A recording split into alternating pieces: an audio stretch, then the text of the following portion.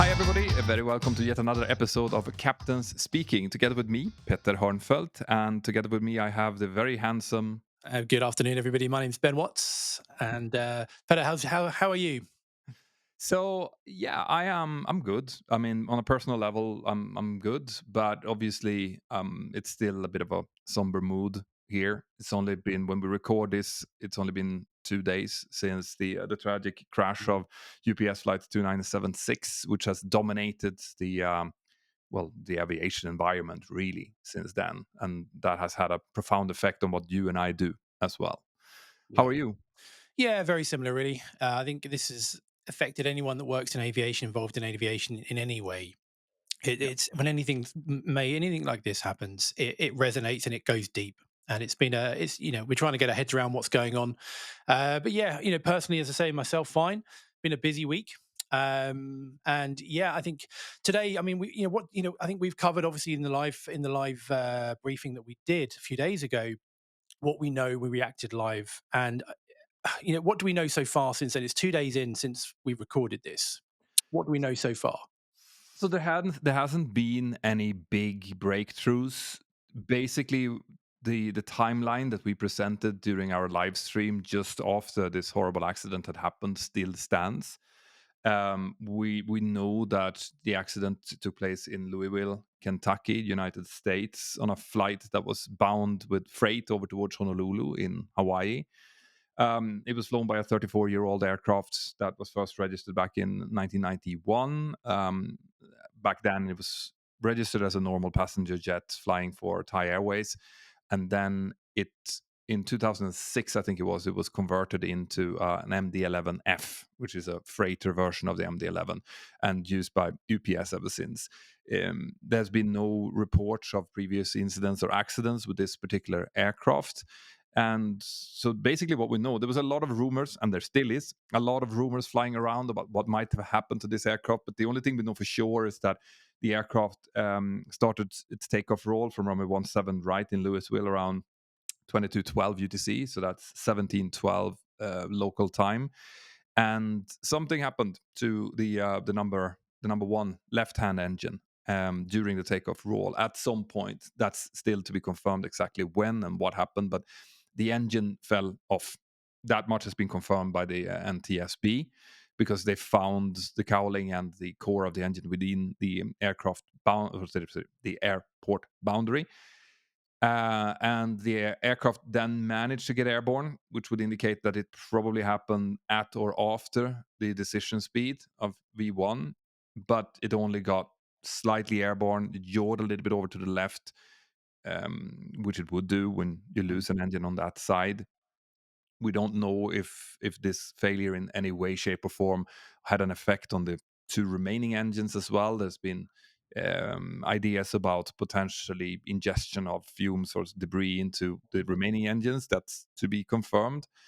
But we do know that the aircraft didn't gain much altitude, which it should have done. mm, If it was only one engine that failed, it should have had the performance to do so. But mm, it got up a couple of hundred feet maximum, speed of around 186 knots ground speed from sites like Flight Radar 24. And then it continued struggling over the airport fence, where on the other side of that, it impacted the a sorting facility for UPS on the far end. So there are pictures showing, uh, you know, basically a hole in the roof on that building. It continued then. So the hole in the roof is only from the beginning of the building. So it looks like it actually continued to climb a little bit after that. But then it impacted a petroleum recycling plant on the other side, which of course, would have been full of petroleum products. And that was the end of it. The aircraft then cartwheeled over to the right and it just turned into a half a mile long fireball that spread debris over a huge area. What we know so far is that there's been 13 confirmed fatalities as part of the accident, and the three crew members that were on board the MD-11 perished in the accident. So that's pretty much what we know, and this is what we shared during the live stream as well. Um, and yeah, I don't know. It's like you said, you. when something like this happens, you realize, because we've spent over 20 years flying, and every day we go to work just like every one of you go to work. You don't think about the possibility of something like this happen. You think about all of the safety measures we're taking to make sure nothing bad happens. But that's similar to how you follow the traffic rules when you're Mm. out in your car. You don't think about the car crash. You think about just, waiting by a red light and doing the right things at the right time. But something like this makes the reality of the risks involved so much greater. Mm. So it really makes you kind of stop and think. Yeah, and I think from a personal level, when we're talking to colleagues, when I came out of the sim, because I was working that morning, that were over kind of very early hours our time in the UK, and the first I heard was when I came out of the sim, and the phone goes on, and you kind of your phone lights up, and naturally, I think we all talk about it. You bump into colleagues, and just that initial reaction is you go to work every day, like this crew did, probably looking forward to a trip to Honolulu, plans for the weekend or whatever, and this happens. And I think we relate to from that personal level, because you know what they do before each flight. You've got an idea. We've done it thousands of times, and then it ends like that, and that's a lot to get your head round. And talking about it helps for sure. Talking about does help. But in this, because this happened so reasonably recent to this podcast being done, like I said, it's 2 days since the accident happened when we record this. I think we should probably stay on this topic, Mm. not about the accident in itself, but I feel that it's probably time for us to explain a little bit about what we are trying to achieve, because the fact that we went out as quickly as we did, as soon as I woke up in the morning on the 5th of November, I had maybe 100 messages on my phone, all over X, WhatsApp, Messenger, LinkedIn, Instagram. Every single one of those channels was full with like, "Have you seen this? This is crazy. What's happening here?" Um, so that's how I woke up, and then obviously when something like this happens, it's kind of in the team that we work with, it's kind of stop everything and see what's going on. So while I was at breakfast, this is at 7 o'clock in the morning my time, I was messaging my team, specifically Spiros, which is our lead scriptwriter and researcher on Mentor Now, asking him, can you dig into what the official sources are saying? What do we know? What can be confirmed here? We need to build a picture of exactly what's going on, because already then there was a lot of chatter. There was Yeah. a lot of misinformation. There was a lot of, in within quotation marks, experts already saying that this is exactly what Mm. happened, which there always is. Mm. But our team works differently here. We do not want to peddle in speculation and in false information. So so already from the morning, I started gathering all of the information that I could into that. Um, and then I reached out to you very early on, and you said that you were in the simulator and that you were teaching. So obviously that's what you were focusing on then, and that you would be free around, I think, 11 o'clock my time. Something like that. Yeah. Yeah.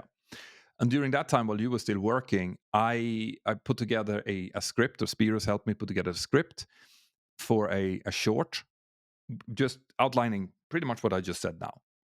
What's happened, what do we know? And I created that script, sent it off to Claudia, which is our editor for shorts, and she made a short out of it, and I put it out onto Mentor Pilot so that as many people as possible could get that short with whatever information that we could get, and also out on I think Instagram as well.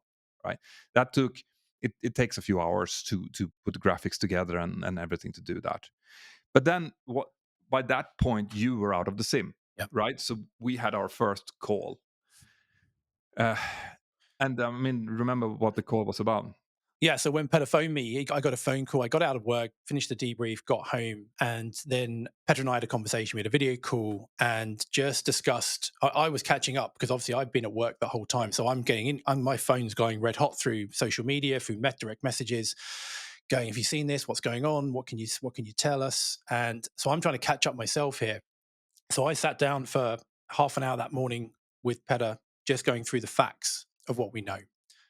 And also looking at all of the and deciphering that's not easy, is it? Because you're seeing so many things, aren't you? There's so much rubbish and noise out there. Trying to decipher at these early stages what is genuine is really hard because we want to make sure that we're putting out genuine facts, no speculation, no hearsay, what we know so far. But to decipher that is not easy, and it involves quite a bit of the team behind the scenes to go through this. Well, absolutely, and that's something that I want to really highlight here. That the team behind Mentor Pilot, Mentor Now, Captain Speaking, and also your organization, so Airline Pilot Performance. It's several people that are working whose full time job now is to make sure that we can deliver on our promise to be accurate and impartial when something like this happens. But we also learned from the Air India accident that happened back in June that eh, we have to get out ahead of the noise Mm. in one way, shape, or form. Because if we do what I have originally been doing, which is just a wait until we have official explanations for all of it and then make a video about it, what happens then is in today's media landscape with AI and everything, the wrong conceptions of what's happened, the wrong impressions take hold, and they're super, super hard to do anything about. So we decided after Air India that let's do a live stream where you and I sit and hash out what we know so far, but also the learning points that we can take from them. Right now, people are going to always ask, why would you do that? Like, why would you go out before there's any really official storyline being shared? And there is very good reasons for that. And this is one of the things that I wanted to talk about in this episode because this time especially we got quite a lot of pushback. And I want to kind of clarify what our goals are. Yeah. And it hurts me when people think that we're doing this to I don't know to please the algorithm or to gain attention or something like that. I mean, I don't need that.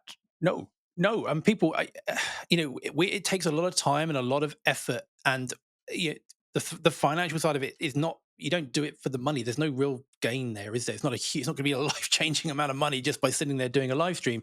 And I think No. there's this misconception that everyone's kind of penny pinching. We don't need to penny pinch here. It's not. That's not the purpose at all. No, the point that I want to try to get through is that when stuff like this happens, there's going to be a large part of the audience of people that are out there and who are genuinely worried about what they see. Right? The only thing that get cabled out over social media is these horrendous pictures of a fireball, right? An aircraft that is an aircraft in 1 second and a fireball in the next second. And if you don't have any insight into this, how this industry works, you are going to be afraid of what you see, especially if you already have a tendency to be a nervous flyer. That's one side, right? These people need to get stuff explained, and then you have the semi-professionals or the people who are interested in getting into the industry that also need to get some information. But with information, I want to clarify by saying that this is not us telling this is what you're seeing, this is what's happening. What we want to go out with is first of all clarify what we know and what we don't know, which I think is super important. Right?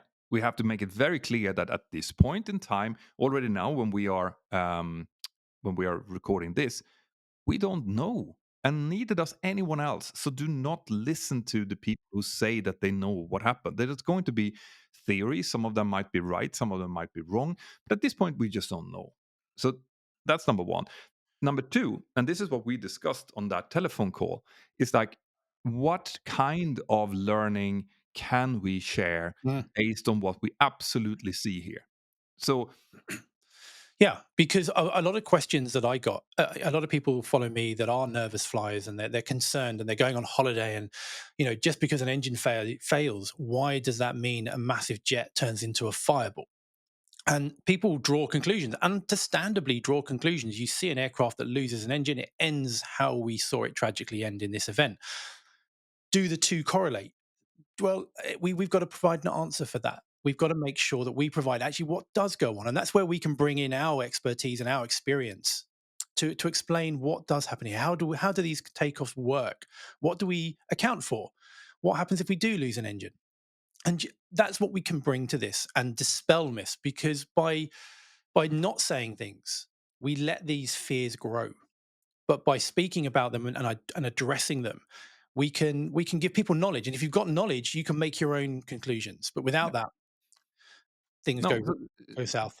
exactly. And I mean, a perfect example of that was how we structured the live stream, right? Mm, We started with telling these are the things we know, and then we went into, okay, so how do pilots calculate our takeoff performance? And mm, you explained, well, the takeoff performance is calculated based on us losing an engine at the most critical speed. mm, And with the weight, the temperature, the runway state, and everything of that included in every single one of these takeoffs, we know that if we take off, the engine fails at the decision speed or after, we have enough kinetic energy to bring the aircraft into the air and to clear a screen height, as we call it, at the end of the runway, and continue to climb on one engine in our case, on two engines in the case of the MD-11.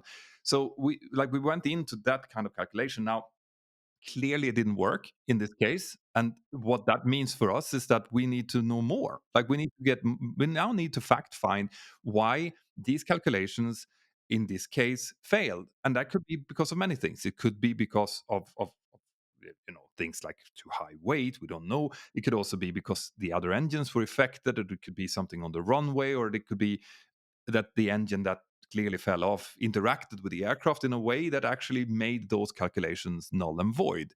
But we have to show that it's not like we take off and we just, cross our fingers and it's like, oh, I hope nothing bad is going to happen. No, we calculate based on those kind of risks. That's mm, how aviation always works.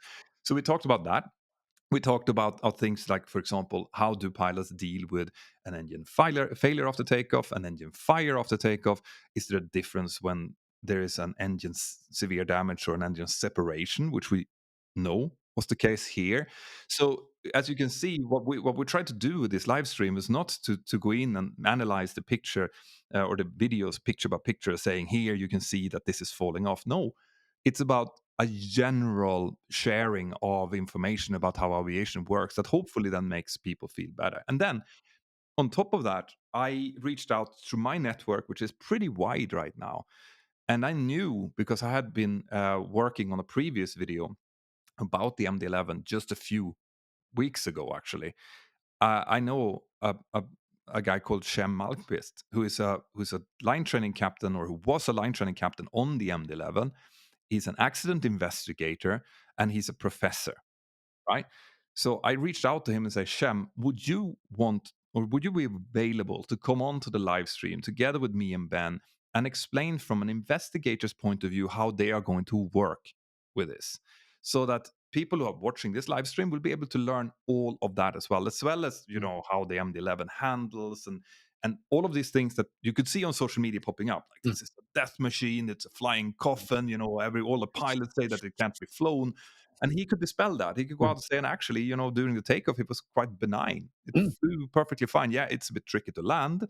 You have to know it, but not during the takeoff. So, I mean, this is what we wanted to try to achieve, and that's why we are probably going to continue to do live streams whenever something major happens out there, if we feel that what we can provide adds value to the people watching.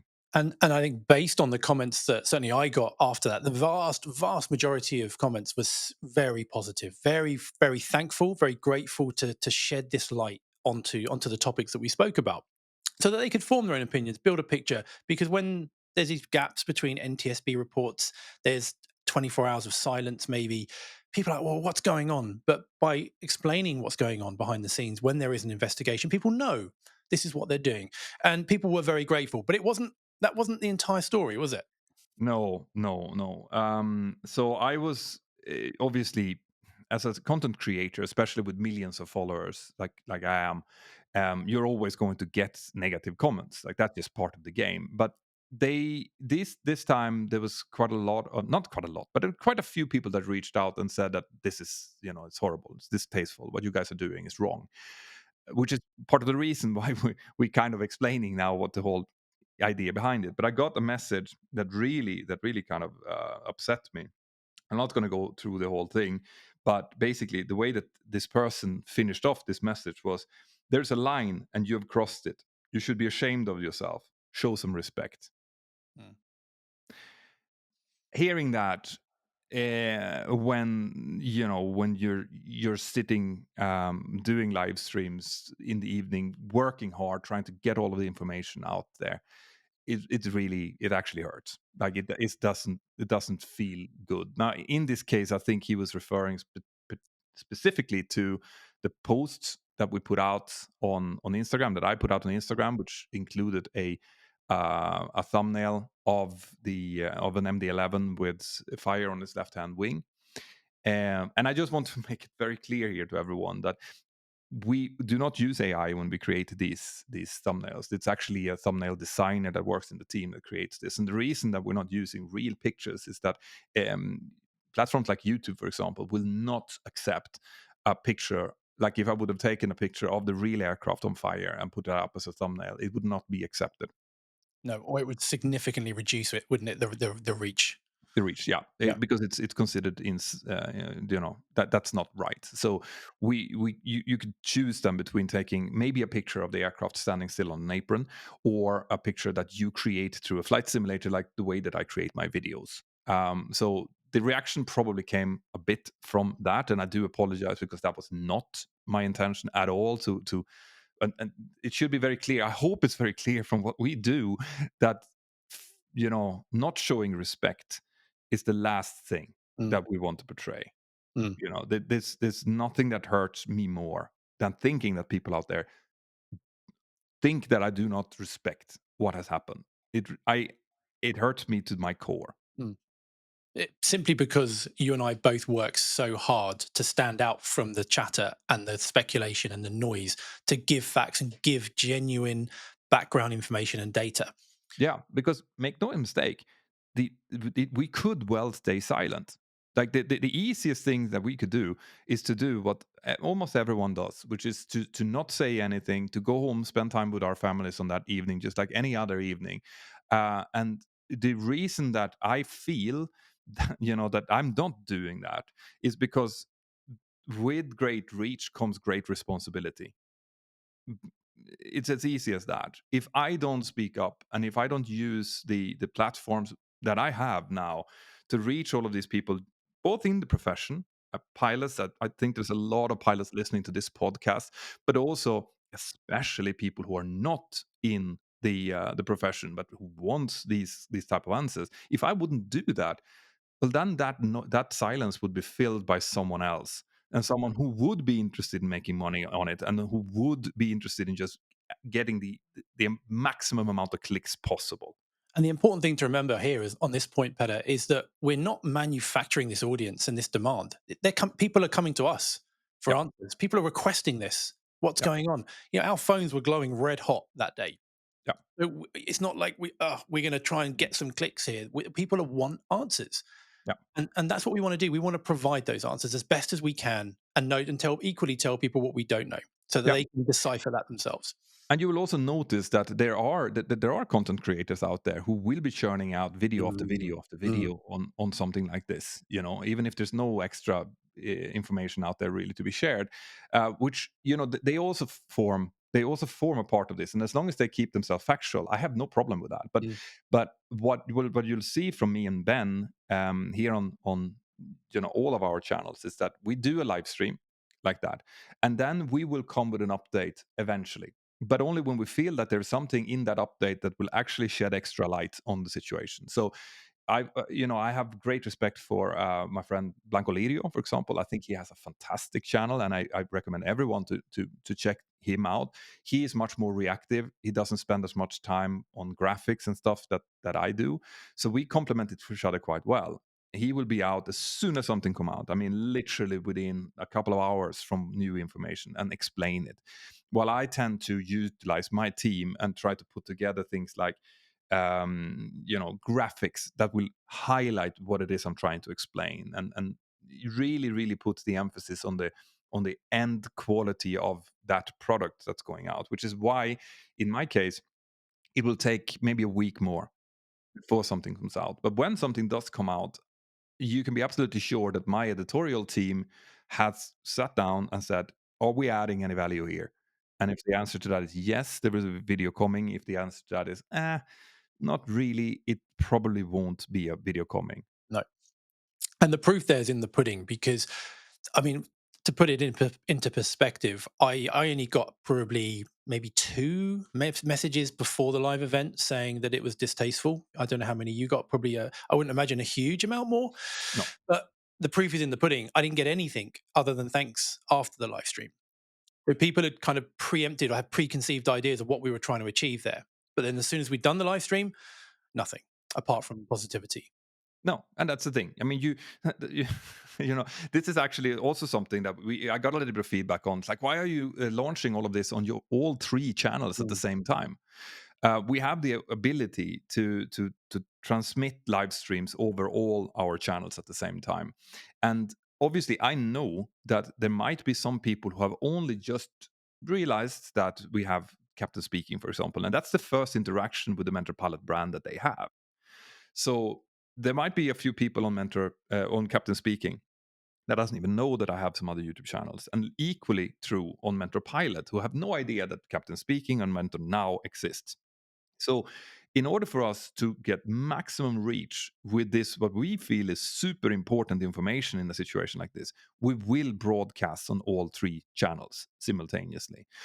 But the update videos are most likely it's going to be update videos coming on Mentor Now, which sits in the name. It's a Now channel. And then in 2 years, when the final report is out and we have every answer conceivable from the NTSB and the FEA, well, then Mentor Pilot is going to have a full length video that will go through everything that has any kind of input on this. But the initial one, the live stream, that is broadcasted as wide as possible in order to reach as many people as possible to get this information out. And that mm. that is the only reason for that. No, and I'm glad we've spoken about it, and I'm glad we brought it up. And it'd be interesting to know what you guys are thinking here, listening to this or watching this. If you're watching this on YouTube, it'd be great to hear your comments. Could it be done differently? Should it be done differently? Do you understand? Do you disagree? It'd be great to kind of get a bit of a discussion going because we can look at that in upcoming videos as well. Absolutely, and I mean, I this is also why I love doing this Mm, podcast because it's completely unscripted. You and mm, I can just sit there and we can share our opinions, and with I think at the moment there's about 25,000 people who tends to see this on YouTube for every episode, and we can share that with you, and you can get a little bit of a behind the scene view of how things are actually happening in this universe, but also about what we genuinely think, because yeah, sometimes it's heavy, and sometimes it's the light, yeah. you know. And But I really feel like I'm not gonna sit there and complain because I love doing this. I love being able to reach so many people and to come out with information to people. But I guess I was just a little bit disappointed by the only few, like you pointed out. There's only a few messages that reaches me, which but what they were kind of implying was what mm, struck, you yeah. know. And And you naturally, despite the countless positive messages we receive, both of us individually and collectively, you focus on the one or two, don't you, that were yeah, negative. And it's just the way you work, isn't it? and I have to say that's especially true when colleagues reach out, right? Mm, As happy as I am when colleagues reach out and say that they think that we are doing a good job and a good mm, service, as much it hurts when a colleague reaches out and say that he thinks we've overstepped the mark. And I also am very much. I mean, I preach this all the time that you have to be open to constructive criticism. So this is why I completely and wholeheartedly agree with you, Ben. If people out there think that no, actually, you guys should stay silent and just wait till the interim report is out and then speak or whatever, then let us know. We have captains@mentorpilot.com as the email address, so feel free to reach us there. Or if you're watching this on YouTube, then put it into the comments because we'd love to hear it, and we constantly strive to get better.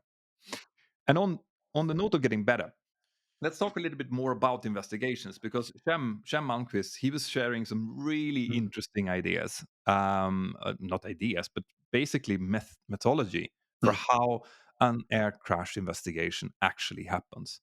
And Yeah. I think a lot of people out there might not realize how that is done. Was there anything that stood out to you?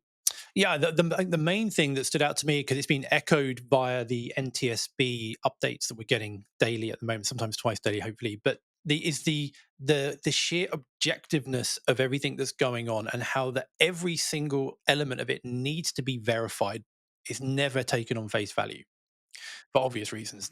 And I'm hearing that from Shem, I'm hearing that from the NTSB, and obviously, it's something that we've known for years. But I like the fact that they're highlighting that very overtly in the press releases, as well as what Shem said. Yeah, I loved that because it's so counterintuitive, isn't Mm, it? For us human beings, the fact that what he basically said was it's like a puzzle, right? And instead of knowing what the picture is that you're trying to make, you're starting with just like filling in the puzzle pieces from like where are the four corners? Let's find the four corners. Let's put them together. Okay, we now have the four corners. Is there any piece that sits and fits into these four corners? And you build the whole picture, not from a preconceived idea, but from what the evidence is actually showing. And I like that is one of the reasons why I love working in this industry because what you get from that is you you get to the bottom to the core reason why an accident happens and you can be fairly sure that you get to the right one almost immediately. It takes a long time. It takes maybe 2 years to get that picture complete. But once you're there, you can point back and at any given point if someone asks you but how about this, you can come in and say like yes, the performance data shows that the aircraft rotated where it should be. That means that they had engine power up until that point. You can see that because we have gone into the power the performance envelope of the aircraft and it shows mm, that, mm. you know. um And they're using like loads of different resources. I've noticed in the NTSB, they were saying one of the questions from the reporters was, "I've heard speculation or rumors that the aircraft was being delayed by 2 hours because there was some work being done on engine number one, which was the engine that separated. What can you tell us about that?" And the reply came back that, well, UPS told us that no, there was no work being done on the aircraft beforehand. However, we have CCTV footage from the hangar, from the airport, so from within UPS, outside of UPS, and we're going to take time and we're going to yeah. verify that. So everything is scrutinized. Nothing is taken at face value, and that's the only way we're going to get to the bottom of what really happened. And it was super interesting because we had people in the live stream asking like, but yeah, but what about working from a theory? Let's say that you are an Yeah, investigator and you have a theory. Should yeah. you not just work out of that? And Shem was like, it's impossible to not speculate as a human being, but that's not how an investigation is done. You don't start from a theory and then try to find evidence that match that theory. It's the other way around. Mm, You actually, if there is a theory built, that's starting to crystallize, you actually try to pick at it to mm. see like, can that, is this, can we break this down? Is there Yeah, something here that is not right that make, even though that now everything starts to point at this one thing, yeah. can we motivate it completely? And this is exactly how things should be done. Mm, And another thing that I want to highlight, which we talked about in the end of the live stream as well, is just how important it is that these investigations, the goal of them is not to assign blame, which is also from a human being perspective very counterintuitive, right? Most people like, yeah, let's find the bad guy, let's find the culprit, let's put them in jail. But we as an industry, and especially these aircraft investigators, they only want to come down to what the root cause of the accident was. And then they will come, and in the NTSB's case, come with recommendations saying that, okay, given that we now know that this happened, we recommend that A, B, C, D. That's given to the often to the regulators, like in this case the FAA, to the aircraft manufacturer, which was McDonnell Douglas, but now it's Boeing, to the airline UPS, and they give these recommendations, and together, that's not to like it's your fault. It's to make it better so that it doesn't happen again. This is how we move forward. mm. Because pilots, obviously, about 80% of incidents and accidents, if you look at different stats, are put down to pilot error or human beings in some way or form. And you've got to remember, though, that no one goes to work wanting this to happen. Everything that's done through the pilot's perspective is done from training, from experience that they've gained. If there was a failure there that the pilot, manifested, you can trace that back potentially into lacking training or procedures or whatever that might be, and that's what they'll go back and change and Mm. amend and update. The the term human, or the term pilot error Mm, is a slush term. mm, It's a term that you use when you're lazy. mm, Right. You can always go back to not only pilot error but human mm, error. You know, mm, if I was the laziest investigator in the world, I would go out and every single car crash you find, every single aircraft accident that you find, you'll say, well, it was pilot error because they put the wrong thing into the FMC, or they landed too hard, mm, or whatever it is. But someone with a little bit more diligence will do whatever you just said, mm, which is like, okay, yeah, the mistake was indeed made by a human, but why was that mistake made? The classic example is, of course, the Tenerife airport disaster, mm, right? I encourage you to. I did a video on that a few years ago, and I did when I wanted to do that video, I wanted to highlight precisely this, as in the enormous chain of stuff that happened, hours, mm, months before the accident happened, and how they, one and each of them, started laying out the bricks that eventually led up to two 747s yeah. crashing into each other on the runway. And if you go out and you look at it in like popular culture, you'll hear like, well, it was Captain Van Santen who caused this crash. Mm, But that is the laziest way of looking at it. It annoys me to no end when people say that, because it's like, well, what about the terrorists that closed down the terminal in Palma that they were mm, going to? Were mhm, they in some, was it possible that maybe that had something to do with it? What about the fact that the Pan Am guys took the wrong exit from the runway? Then, what about this, and then, like you said, and I cannot overemphasize this. Do you think Captain Van Santen wanted that to happen? no, Like, he was, in fact, when you start looking into it, in that case, it's like he was super worried because he had his family at home in Amsterdam, and he knew that if he didn't get airborne within a certain time, they would run out of duty mm, hours. He would not be able to get home to his family, and there was something something that was going on that he wanted to get to. mm. So again, yeah, human error, absolutely, but what is the cause Why? behind it? And this is exactly what we do as instructors and examiners, isn't it? Yeah. When we might look at, let's say hypothetically, we see a pilot that messes up an approach. They get unstable at the approach. It's not well flown. And they have to go around because they mess it up. It's really easy to sit back and go, "Oh, your manual handling's rubbish." Give them a really poor grade in their manual handling. But we can't do that. What we have to do is look at, well, why did this pilot mess up this approach? So we go through this why philosophy. We'll look at, okay, well, and often it'll involve interviewing them and speaking to them in the debrief to get to that root cause. So we'll look at them and go, well, ask them and go, well, why did you get destabilized on the approach? Go, oh, well, it's because we were rushing, we weren't quite ready. I was so focused on reading the checks that I wasn't focusing on the flying. Okay, well, why? Why did you rush? Because you might think, okay, maybe they were not managing their workload properly. Or you go, oh, it's because I didn't notice there was a tailwind on the approach. So we turned in early and we should have delayed it. Oh, so it's a situation awareness issue. And you can keep building this back potentially. And maybe there's issues even going in their personal life that was taking their mind off things. But when you get back what looked like a root cause, a problem with their manual handling ability, turned out to be a situation awareness issue. Yeah. And then we And can and start building from that. exactly. And the problem obviously with that is that if you go in then and you're like, well, we need to retrain you on manual handling. Mm. You can end up with a session where you do manual handling, and that student does fine, Yeah. no problem at all, because the problem wasn't that. That No. wasn't the root cause. So you're not fixing anything. And this is what happens if you, as an investigator of an accident, doesn't go deep enough. Mhm. Because if the NTSB would go out and say like, well, we think that this is it, so let's try to fix this. Here's our recommendation. The recommendation doesn't really find the root cause. Well, then nothing has become better. Nothing has become safer. The industry has not become safer, and we've just wasted our time. So I wish that more industries would look at things like this. And the core for this to happen, I have to say, is just culture. Yeah.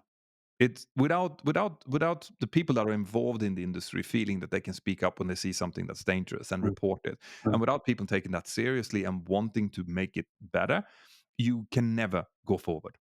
No, and I think you can even apply this to everyday life, can't you? I mean, there's an example that happened to me yesterday, just thinking out loud here, where we've got an oven at home. Okay, it's just day to day stuff. We've got an oven at home. There's a top oven and there's a bottom oven, and the bottom oven has just kind of, for some reason, given up the ghost. It's just suddenly not working. So we're having to use this little small top oven. My wife was out. She called my 17-year-old, said, "Oh, can you just put the top oven on for me to preheat the oven so I've got dinner when I get home?" So he went downstairs and he thought, "Well, we never used the top oven. She must have got that wrong." And he put the bottom oven on, and I was up here actually, and the fire alarm went off. There was smoke, and I was like, "Oh, gee." My wife came home and went, "Oh, you're such a typical teenager. You never listen," and it kind of kicked off. So I said, why did you turn the bottom one on, not the top one?" And he was like, and he gave the reason. And he was like, "Well, we never used the top one. I didn't know the bottom one wasn't working. So I do what I always do and just put the bottom one on." And the root cause wasn't him being lazy, not listening, or just being a teenager. It was because of a breakdown in communication understanding. Yeah, So, exactly. and my Be- wife was like, "Ah, yeah." Yeah, and if had you not gone there and asked him, Mm, and he hadn't felt that he could answer that honestly, mm. you would not never have figured that out. No. It would have it would have stayed a lazy teenager problem. Yeah. Right. Yeah. So absolutely right. We actually had a because I'm preaching about communication and how well you have to communicate and things like cultural differences and stuff like that. And I had an issue with my wife the other day where she asked me to come and help her in the kitchen, right? And yeah, exactly.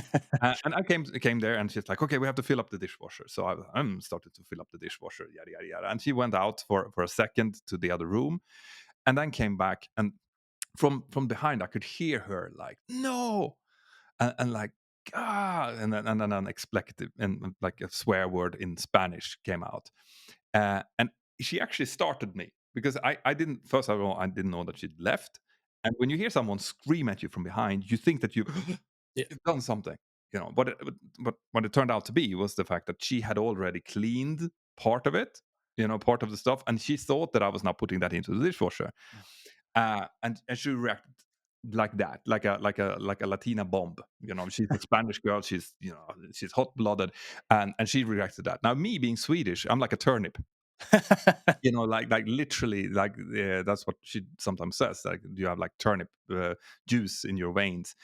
So I in Sweden, like you don't scream at each other ever. Mm, And so what in her world was just a normal expression of like, no, do not put that into the dishwasher. I interpreted as her just screaming at me as I was trying to help, you know. So I got pissed and I walked out. And that just turned into a whole big thing about, you know, are you supposed to be doing that? And we had that discussion afterwards. And it's super, super interesting to see how these kind of things that are in this case, it's a cultural difference, right? I wasn't expecting that reaction from her, and I reacted really strongly on it. Something that in her world was not even a thing. Like mm. I asked her, "Why did you scream at me?" She's like, "I didn't." You know, but it's really interesting that this what we're talking about in a professional setting when we're sitting in the cockpit, it it translates so well into everyday life. That's- And again, I want to emphasize here that if we would have just gotten to bed pissed at each other, nothing would have happened. mm. But since we started talking about it, yes, it heated up again as it does. But it still worked. Like we went to bed, we went to sleep, knowing that okay, so this is actually what happened. It wasn't that bad. Yeah. That's fine. You Yeah. know, Yeah, it's interesting. and these cultural differences they play a role in aviation as well. Kind of bringing it back into aviation, don't they? When you've got a very different cultural kind of way of responding and communicating, like exactly like you've just said, or maybe you've got maybe an Eastern European pilot with an Italian pilot. You Mhm. know, very different ways of expressing themselves. To one, it can look, maybe the Eastern European pilot will be very to the point, no emotion, and it can almost look rude to another culture. But in fact, that's just how they communicate. Whereas another, maybe a Mediterranean culture, they'll be very elevated, and it can look very strange to the other. So that's where SOPs come in, and also an understanding, isn't it, as well? I think if we can preempt and expect this and understand different cultures, it negates a lot of the adverse effects that can come from it.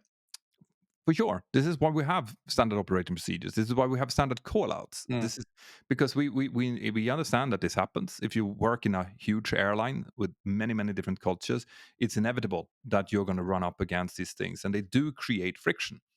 So the question then becomes, how do you avoid as much as possible of that friction and make people understand each other in a professional setting? And that's what procedures is all about. Yeah. I, I remember I did a type rating once many, many years ago, and it was a Swedish guy and Mhm. it was a Dutch guy flying Okay. together.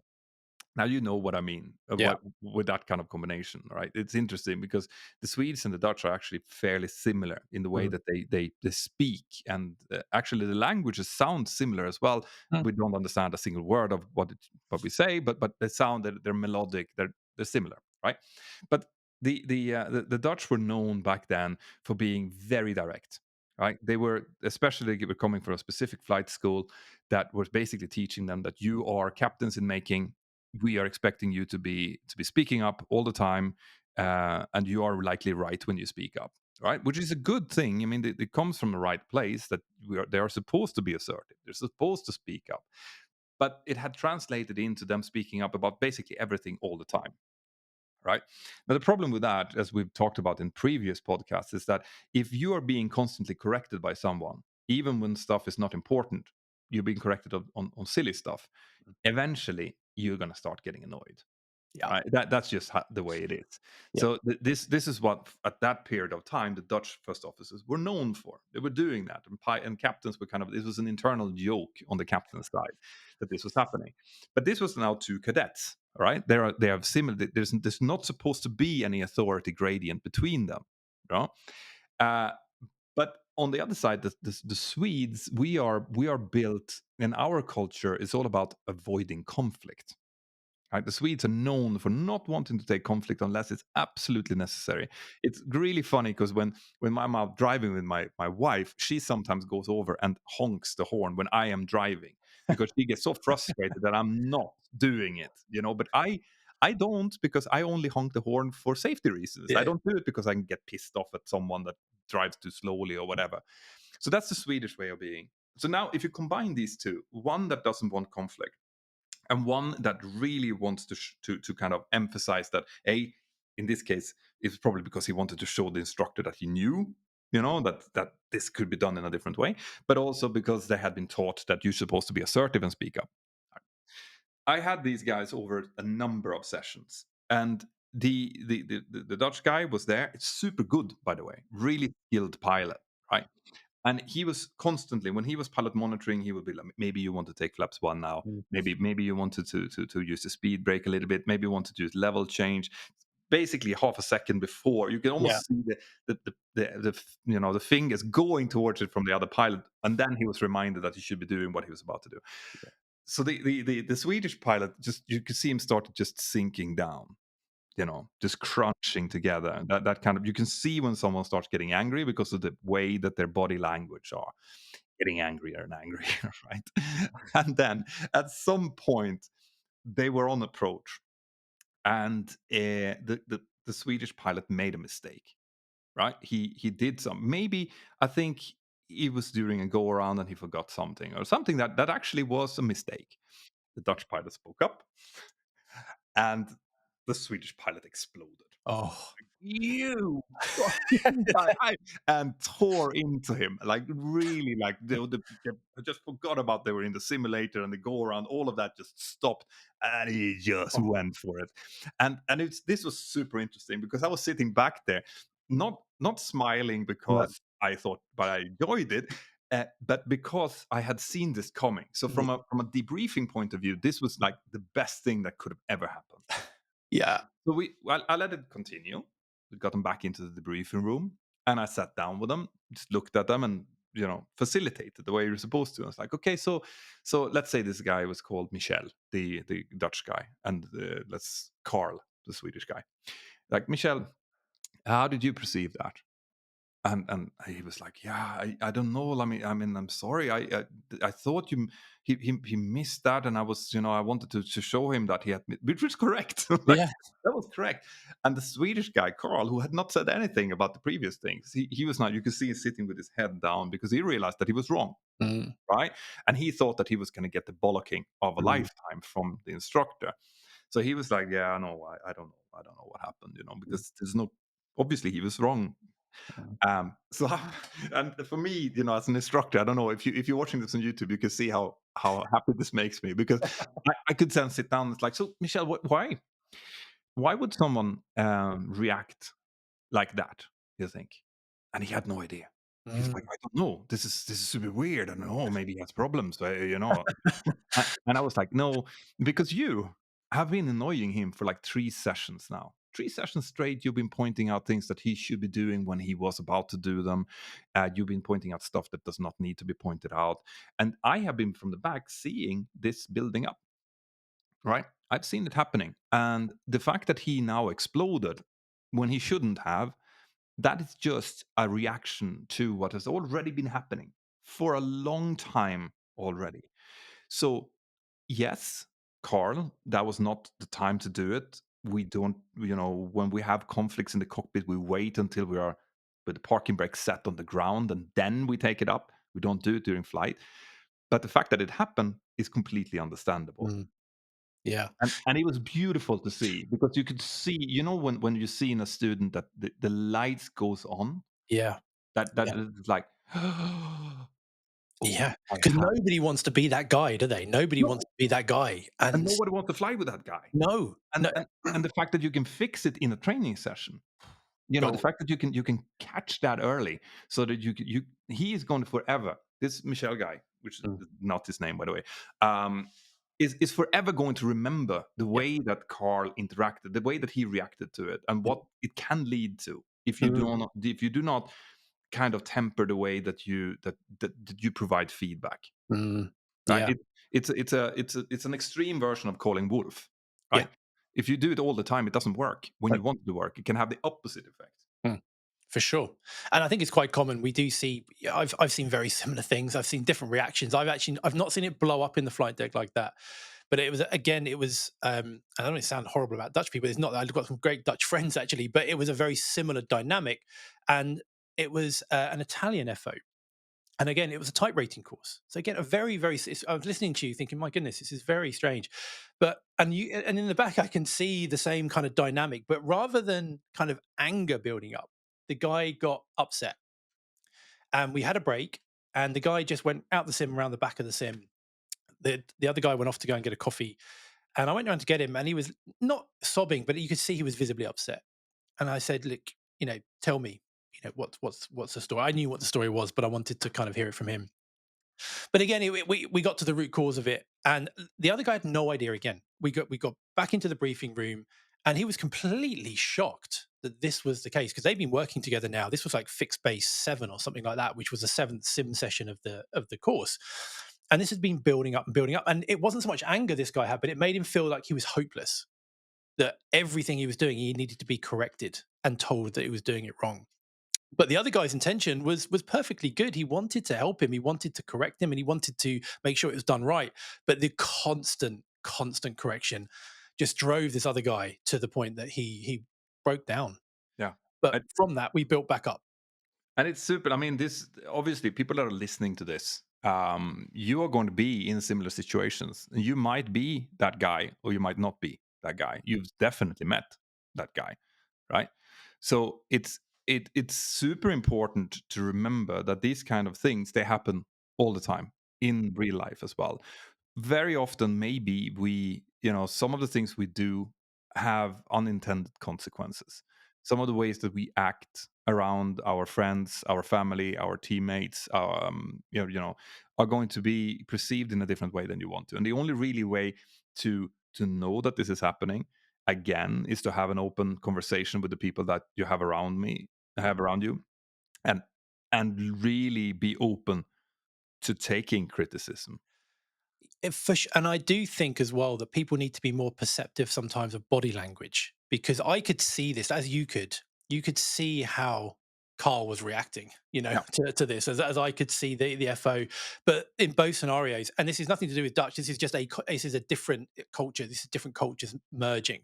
It could be any different cultures. But I think if people are more perceptive to people's reactions and responses, you can then look at that and go, why am I evoking that kind of response? Why are they getting kind of, the head shake or the head down? And reflect on it, self-assess, self-critique, go away and have a think about it. And you'll probably highlight some of these failures or issues in yourself before it gets to that point. Yeah. And if you're in a team right now and you feel that that there's something wrong with the mood in the group, there's something is off. Most people, because we have different abilities to actually perceive these kind of things. Some people will not perceive body language, for example. I mean, my son is on the autistic spectrum, so he will just not see it. And because of that, he's also more likely to induce those type of feelings in people. But you're probably going to notice at least at some point that the teamwork is not working Mm. properly, that something is off. You can't really know why, but something is off. And if that is the case, it is probably time to sit down and have an honest meeting, and not have that meeting about a specific topic, but have it as in like, listen, I feel that there is friction here. There's something that is not working in our team now. I want you to be 100% honest. Is there something in the way that I am doing this? If you're a leader specifically, if there's something in the way that I'm leading the group that it's not working, tell me. You're not going to get in trouble for it. And then you be amazed by the things that come, and that can be cathartic. It can be something that really just unlocks your success as a team, because once people feel that they can speak about this and they can get it out in the open and maybe even get an explanation to why things is happening, all of those ghosts that are in people's minds about, oh, maybe he doesn't like me, maybe this is going on, or maybe this is happening, maybe he's talking to the others about me, that can be gone. It can be cleaned out. Yeah. But it does need a leader that can put an ego aside, somebody that is not putting themselves first, that wants the best for the team, which not is not always the case, is it? They don't want to lose face. But if you've got a leader like that, if you've got that ability to go in there and go exactly as Petter has said, you're going to get a lot of respect for one. You're going to put a lot of these ghosts to bed, and you're going to be able to move forward in a far stronger way than you ever would have done before. Mm, absolutely. I Yeah. don't know how we came from where we started this episode into where we are now, No, but it's part of why I love doing these podcasts. yeah, for sure. I mean, again, we're up to that hour point so quickly. Yeah. Have you got any But questions, Petter? yeah, we actually have, I've just asked Spiros if he could send me over some questions. And as the angel he is, he has. So I'm just going to take them from the top. Mm. Hello, Petter and Ben. What are some considerations or protocols for regular flights in and out of quite tricky airports? How do pilots work to maintain vigilance when they know that the airport can be tricky, but flying into it is so routine? And what practices might airlines employ to deal with this? Many thanks from M. Yeah, I think tricky airports. We treat each airport individually, don't we? Every airport we approach, there's no two airports that are the same. Some are relatively straightforward, some are much more tricky. You're looking at Madeira and places like that. So what the airlines generally do is they'll build specific procedures and not SOPs, but ways of tackling that kind of approach. And it's very prescribed in a lot of ways Mm, because there's a lot of areas there that could go wrong because it is so tricky. We want to kind of make sure that it's flown in such a way that it's going to minimize any chance of something going wrong. So they'll run it in the simulator. Often the aviation authorities responsible for these airports will put out very specific guidance as well. So in the case of Madeira, the Portuguese authorities put out very specific training that needs to be completed in simulators for pilots to do. The airline may will then add to that. We'll run that in the sim, and by sticking to these procedures and having a very conservative mindset, i.e., we don't just continue if we're not sure. We throw the approach away and we go around or we divert. That's how we kind of approach that. We approach that with that mindset. yeah. Um, Anything you'd add to that, Peter, from your side?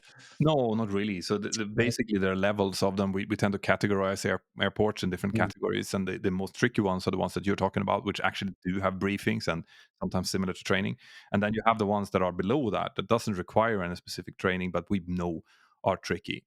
Airlines tend to do something called airport briefs sometimes, or they might have a different word for it, but they do their own, even if it's not legally required, because they have seen from their safety management work that there's a lot of unstabilized approaches, for example, then they will include that and say, listen, oof, with more than 20 knots tailwind on approach here, maybe you should consider ABC.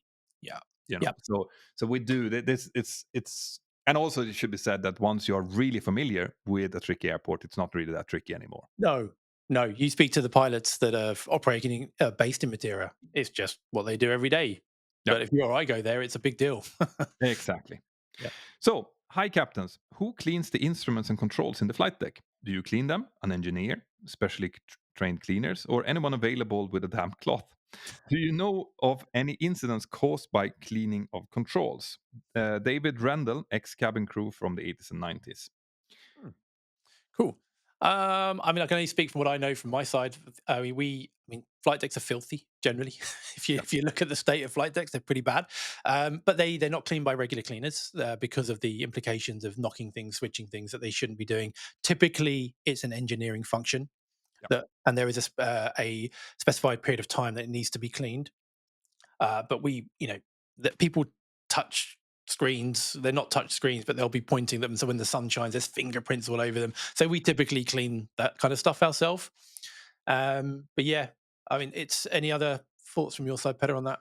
No, this is definitely an engineering function, and that's Yeah. probably why they're so filthy because it happens only on very regular intervals. It's not like the engineers have little things to do. No. So cleaning the flight deck is from like popcorn and the peanut butter and sticky stuff is probably very low down on their priority list. Yeah. But it has to be done from time to time.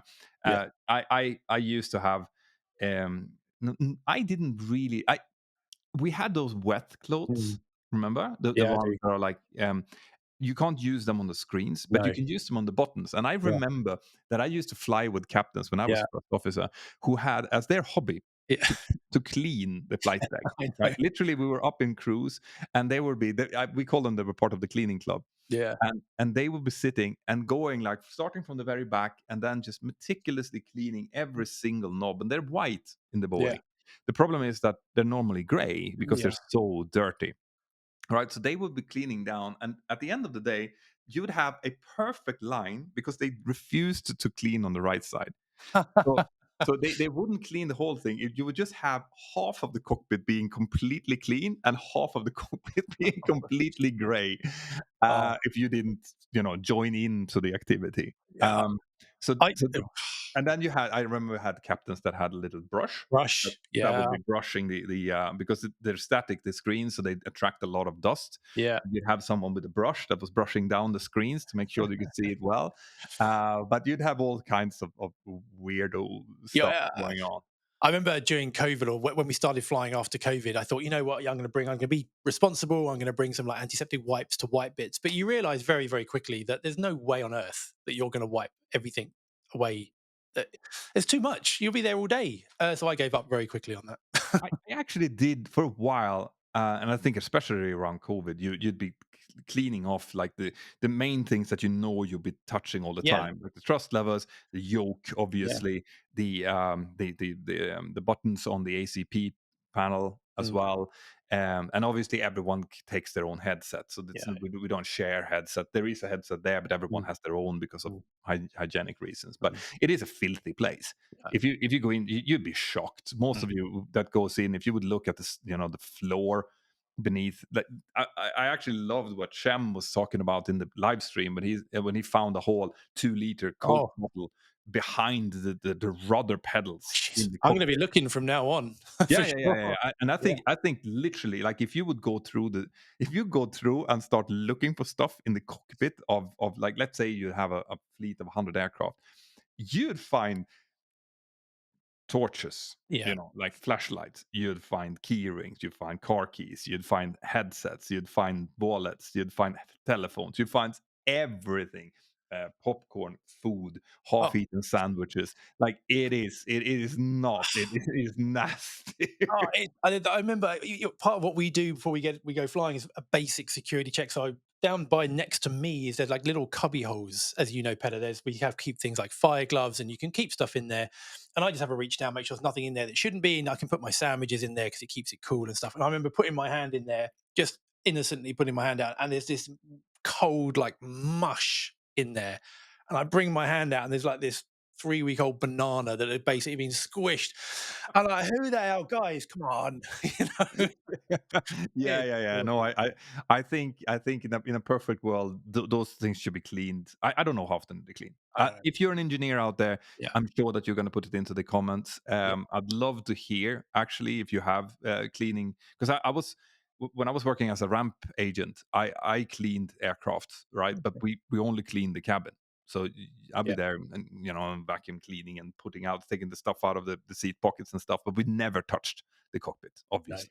yeah, And to the other part of your question, there was if we know of any accidents that happened because of it. Not that sticks out to me. I mean, you obviously have had accidents that happen because of interaction to the flight deck. yeah, So the Helios yeah. accident is probably the one that comes to mind, where engineers had been working on it and forgotten to reset the switches properly, and that was then not picked up by the flight crew. But no, nothing that a cleaner would have come out as the No, root cause of the accident. No. no. And I think with that, we are at an hour, 6 minutes. I know that we've gotten some feedback that we should be doing 2-hour episodes. I'm guessing there's probably people out there who wants us to do much shorter ones. So I think this is a pretty good medium range. Somewhere in the middle is good always. Good. Yeah, As always, you can send in your questions to captains, that's plural, captains at mentorpilot.com, or put them into the comments here. We are available as a podcast on all podcast platforms, including Spotify. So check that out. And yeah, have a great continuation of the week. yeah. Have a great week, everyone. We'll see you next time. Bye bye.